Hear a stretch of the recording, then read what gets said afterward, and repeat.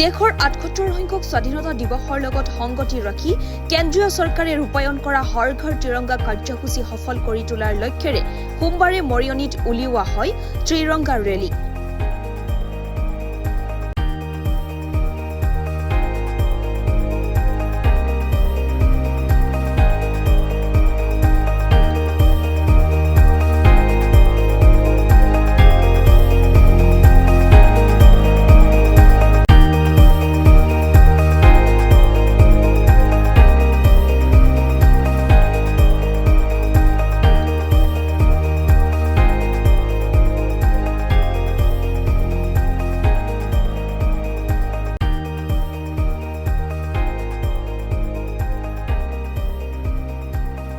মৰিয়নী ৰাজক চক্ৰ বিষয়া কাৰ্যালয় আৰু মৰিয়নী পৌৰসভাৰ উদ্যোগত উলিওৱা এই ত্ৰিৰংগা ৰেলীত অংশগ্ৰহণ কৰি মৰিয়নীৰ বিভিন্ন প্ৰান্তৰ ৰাইজৰ লগতে কেইবাখনো বিদ্যালয়ৰ ছাত্ৰ-ছাত্ৰীয়ে।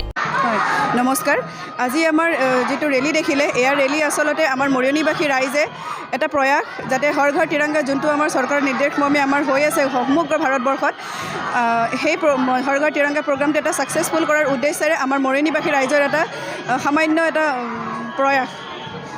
আজি ইয়াতে নট অনলি আমি চক্ৰ বিষয়ে আছোঁ, চক্ৰ বিষয়া কাৰ্যালয়ৰ ইয়াতে মৰিয়নী চক্ৰ বিষয়া কাৰ্যালয় আছে, মিউনিচিপালিটি আছে, সিনিয়ৰ চিটিজেনসকল আছে, আমাৰ পুলিচ আছে, লগতে সমূহ ইয়াতে জ্যেষ্ঠ ব্যক্তিকে ধৰি স্কুল কলেজ যিমান আছে মৰিয়নীবাসী ৰাইজ সকলো ইয়াতে সমাবেত হৈছে।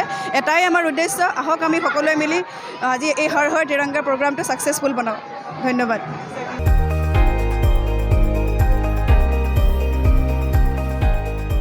মৰিয়নীৰ পৰা ৰাজীৱ কৰ্মকাৰৰ প্ৰতিবেদন, দি নৰ্থ ইষ্ট।